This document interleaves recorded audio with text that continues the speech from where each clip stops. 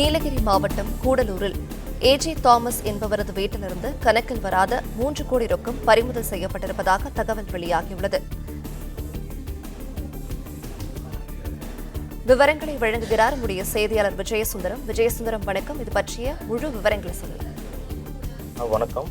தமிழகத்தில் எதிர்வரும் 19ஆம் தேதி நாடாளுமன்ற தேர்தல் ஒரே கட்டமாக நடைபெறும் நிலையில பணப்பட்டுவாடா நடைபெறுவதை தடுக்க தமிழகத்தின் பல்வேறு பகுதிகளிலும் வருமான வரித்துறையினர் அரசு ஒப்பந்ததாரர்கள் உட்பட பல்வேறு இடங்கள்ல சோதனை நடத்தி வந்துட்டு இருக்காங்க.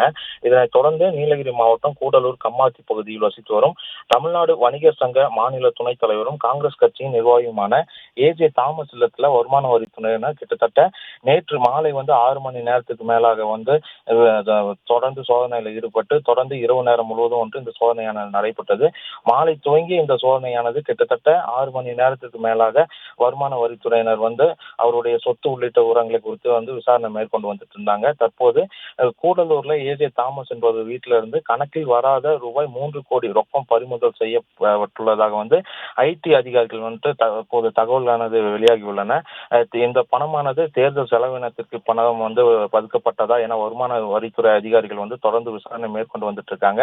தற்போது இந்த சோதனையானது கூடலூர் கம்மாத்தி பகுதியில் ஏஜே தாமஸ் என்பவர் வீட்டில் 10 மணி நேரம் நடைபெற்று தற்போது நிறைவு பெற்றுள்ளது.